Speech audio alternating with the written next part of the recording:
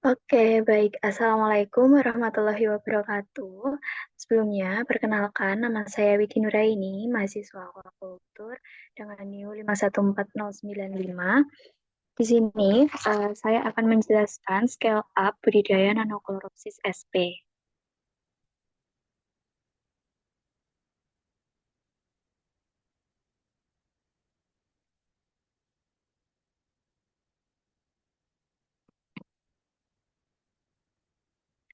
Oke, jadi Nanochloropsis itu adalah merupakan organisme autotrof yang bersifat kosmopolit dengan dia itu adalah mikroalga yang banyak dimanfaatkan sebagai pakan alami ikan budidaya. Nah, di sini Nanochloropsis itu dia adalah jenis fitoplankton mikroskopis yang merupakan organisme autotrof yang dia tuh mampu berfotosintesis untuk menghasilkan makanan untuk organisme heterotrof seperti itu.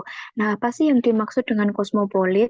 Jadi, kosmopolit ini adalah organisme yang dapat hidup tersebar luas pada kondisi perairan, di mana dia ini, si Nanochloropsis ini bisa eh, bertumbuh atau hidup di lingkungan tawar ataupun lingkungan yang laut atau yang bersalinitas tinggi gitu. Nah, di sini menurut Francisca, jadi si Nanochloropsis ini mampu bertahan hidup di suhu yang optimalnya itu 25-30 derajat Celcius dengan salinitasnya adalah 25-35 ppt dengan pH-nya itu adalah pH netral biasanya tetapi dia juga bisa bertahan di pH 8-9,5.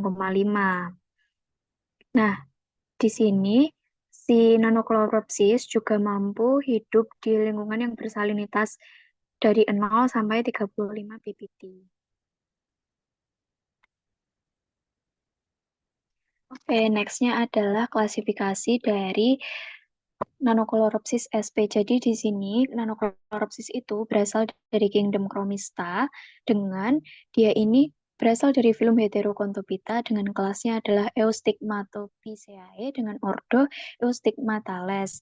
Nah, familinya adalah Monodopsidaceae dengan genusnya adalah Nanochloropsis dan spesiesnya adalah Nanochloropsis sp. Nah, Nanochloropsis sp ini didapat dari sumber bacaannya adalah Cavalier Smith 2018. Untuk morfologinya yaitu Nanochloropsis ini apabila dilihat di gambar ini ya di sebelah kanan itu kan dia kan berbentuk sel bulat atau bulat telur dengan diameternya itu berkisar biasanya di 2 sampai 6 mikrometer dengan dia ini memiliki klorofil-klorofil yang nanti akan saya jelaskan di belakang. Jadi klorofilnya ini akan membuat si nanochloropsis ini berwarna hijau. Dan dia itu memiliki dinding sel dari komponen selulosa. Dia itu fungsinya adalah sebagai pertahanan agar si nanochloropsis ini lebih kuat dalam menghadapi kondisi kualitas lingkungan yang mungkin berfluktuasi seperti itu. Nah, lalu si nanochloropsis ini juga merupakan sel yang tidak motil dan tidak berflagel. Jadi Nanochloropsis kan fitoplankton, dia tuh berbeda dengan eh, zooplankton. Jadi kalau zooplankton kan dia biasanya memiliki flagel untuk bergerak. Nah, sedangkan si Nanochloropsis ini adalah fitoplankton yang tidak bergerak karena dia juga tidak memiliki flagel gitu.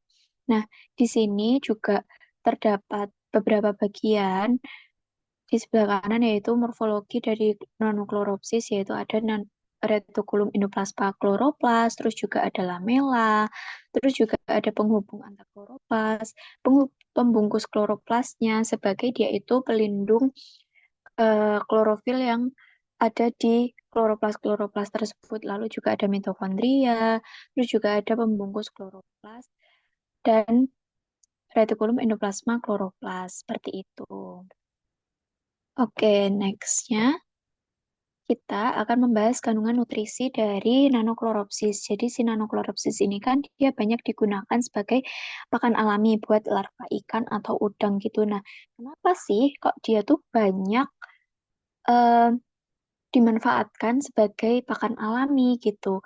Nah, emang kandungannya apa aja? Jadi kandungannya itu yang paling tinggi di 35-55% itu dia adalah kandungan protein. Jadi si nanochloropsis ini dia akan mengandung banyak asam amino esensial dan dia ini sangat-sangat berpotensi sebagai sumber protein nabati gitu. Nah, lalu nanti juga ada lipid atau lemak, dia di kandungan 25-45%. Dia ini artinya dia tuh mengandung banyak asam lemak omega 3 gitu, khususnya EPA atau asam eikosapentaenoat dan dia itu juga kaya akan DHA. Nah, lalu juga dia tuh mengandung karbohidrat itu 10-20%. Dia itu mengandung polisakarida dengan potensi probiotik di mana karbohidrat ini nantinya dengan jumlah yang 10-20% itu dia bisa dimanfaatkan sebagai eh, cadangan energi gitu. Nah, untuk asam lemak esensialnya yang tadi kan ada EPA itu 2-5% dari berat keringnya. Dia itu si nanochloropsis ini ternyata setelah dibaca-baca, dia tuh adalah salah satu mikroalga yang dia itu memiliki kandungan EPA yang paling tinggi gitu. Terus pigmennya itu adalah kayak klorofil A, klorofil B, karotenoid, itu termasuk astaxanthin dan zeaxanthin. Nah, ini tuh menandakan bahwa si nanochloropsis ini memiliki kandungan antioksidan yang tinggi. Jadi si pigmen-pigmen ini, si klorofil A, klorofil B, kayak karotenoid juga, dia itu nanti akan berperan dalam fotosintesis. Jadi akan em, menghasilkan makanan gitu.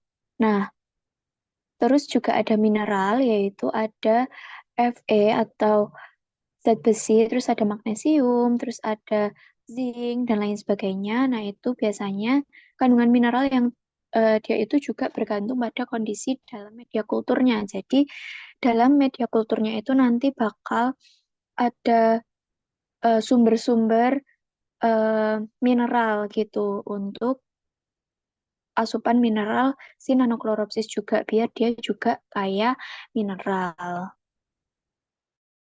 Oke, untuk selanjutnya adalah manfaat dari nanochloropsis. Di sini manfaat dari nanochloropsis itu sebenarnya banyak ya. Kayak dia kan yang kita tahu kayak sebagai pakan alami. Tapi kenapa sih kok dia bisa dijadiin pakan alami? Yang pertama tadi karena komposisi dan manfaat umumnya, yaitu dia kan memiliki kandungan nutrisi yang berkualitas tinggi kan, kayak tadi kayak tinggi protein, terus juga banyak antioksidan, mineral, vitamin, juga dia tuh kan banyak EPA dan DHA-nya. Nah, dia ini sebagai pakan hidup zooplankton. Jadi kan dia sebagai produsen pertama atau produsen primer juga bakal punya konsumen pertamanya yaitu zooplankton yang bakal jadi makanan buat larva ikan atau udang gitu. Nah, terus nanti ada efek spesifik pada udang faname di mana dia itu bisa meningkatkan eh, survival rate atau kelangsungan hidup dengan media kultur organik. Dia juga bisa meningkatkan ketahanan terhadap kejutan termal. Nah, si nanochloropsis ini juga biasa digunakan sebagai pakan zooplankton, terutama itu adalah pakan dari rotivera dan kopepot yang nanti rotivera dan kopepot ini juga bakal dimanfaatkan untuk pakan pakan larva udang dan ikan gitu. Nah, dia juga sebagai pakan langsung untuk filter feeder di mana dia itu nanti cocok buat kerang, terus juga tiram dengan dia tuh ukurannya kan kecil dan nutrisinya kan tinggi gitu. Oke, lanjut dengan teknik kultur nanochloropsis.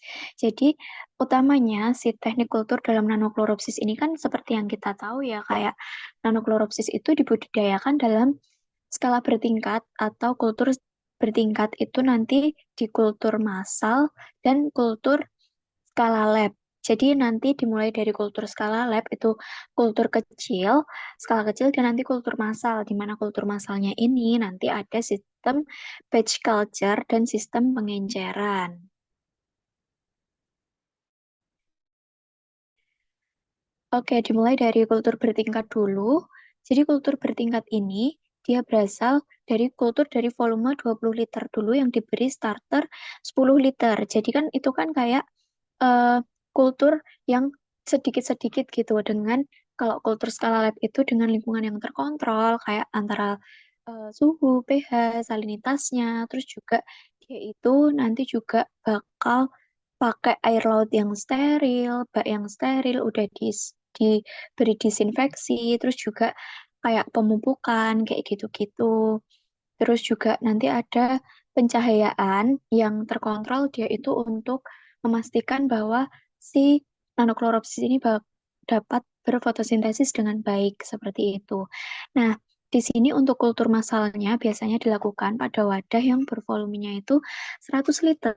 Dia itu nanti diberi starter sebanyak 30 liter dari hasil kultur skala lab tadi dengan pupuk massal itu biasanya nanti amonium fosfat, urea, dan amonium sulfat atau juga yang kita tahu tuh kayak TSP, urea, dan ZA gitu. Nah, terus warna kulturnya dari hijau terang menjadi hijau yang lebih gelap dalam 3 sampai 4 hari. Itu menandakan apa? Menandakan bahwa si nanokloropsis ini dapat terkultur secara optimal gitu. Terus nanti 100 liter kultur itu nanti dikembangkan menjadi 300 liter. Terus karena skala massal itu kan nanti bertambah-tambah ya. Jadi kayak 300 liter menjadi 1 ton. 1 ton nanti dikembangkan untuk starter 10 ton. Seperti itu dan seterusnya dengan pemeliharaan masing-masing itu pada tingkatan 3 sampai 4 hari. Oke, terus kita masuk di kultur massal yang batch culture dan pengenceran itu maksudnya apa sih? Jadi kalau untuk batch culture itu biasanya dia pakai lingkungan yang terkontrol, jadi tuh dia tuh bakal eh, mencegah adanya kontaminasi dari mungkin mikroalga lain atau dari parasit atau bakteri gitu. Nah, dia itu sistem batch culture. Jadi itu nanti ada inokulum stok murni dari laboratorium dengan dipindahkan ke dalam bak massal. Itu dia berukuran 10 kali volume asal setelah kepadatannya 20 sampai 30 juta. Lalu ada sistem pengenceran sendiri, itu nanti dalam kultur itu dilakukan di dalam bak besar dengan diberi pupuk kayak tadi TSP, urea, dan ZA, lalu diinokulasikan. Jadi nanti panennya itu setengah atau sepertiganya setelah kepadatannya itu mencapai 10 sampai 20 juta sel per mili. Jadi nanti em, air laut baru itu nanti akan ditambahkan hingga penuh dan dipupuk ulang karena kan kayak mungkin bakal terjadi evaporasi atau penguapan gitu. Jadi air lautnya itu perlu ditambahkan dan dipupuk ulang gitu agar kondisi suburnya itu juga terjaga. Oke. Terus untuk tantangan budidayanya tuh sebenarnya apa sih untuk nanokloropsis gitu kan?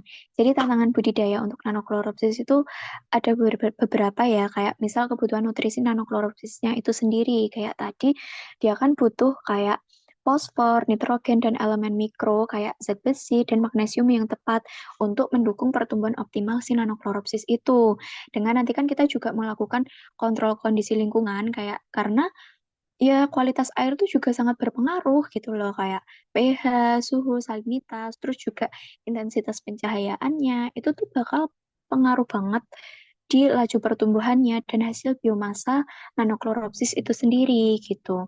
Lalu juga misal tantangan budidayanya itu juga karena adanya terjadinya kontaminasi. Jadi kontaminasi kayak mungkin ada mikroalga lain atau mikroorganisme kayak bakteri atau protozoa itu kan bikin nanokloropsis kan kesuburannya tuh juga menurun dan kalau ada mikroalga lain dia dapat mengurangi efisiensi dari hasil biomasanya, bakal mengurangi efisiensi dari pertumbuhannya gitulah.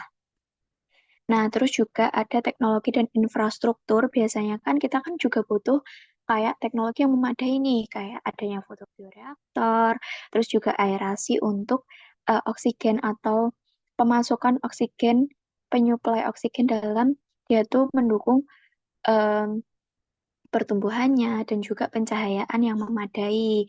Pencahayaan ini juga nanti bakal berpengaruh pada fotosintesis gitu. Oke,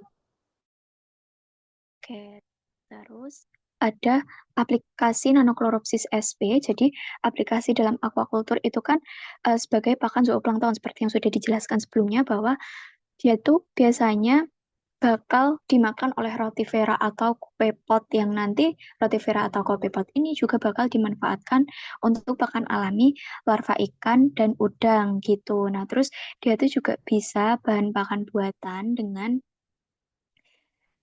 nutrisi-nutrisi yang dikandung itu dia bakal bermanfaat lah atau sebagai bahan tambahan buat dia itu sebagai sumber bahan pakan buatan sehingga nutrisinya pakan buatan ini juga bakal tinggi proteinnya, mineralnya, terus juga lipid dan lain sebagainya dengan dia juga bisa dimanfaatkan untuk pakan larva ikan sebagai pakan hidup yang sesuai dengan bukaan mulut larva karena kan larva kan dia bukan mulutnya kan kayak kecil gitu ya dengan sistem pencernaannya tuh juga belum sempurna gitu.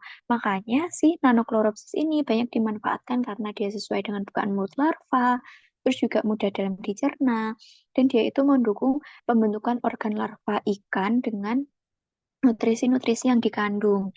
Dan juga Nanochloropsis ini dia kan juga apa ya dapat membantu dalam transisi si larva ikan apabila nanti bakal dibudidayakan kayak berbesaran gitu, si nanochloropsis ini tuh dapat menjadi pakan transisi sebagai dari pakan alami ke pakan buatan gitu.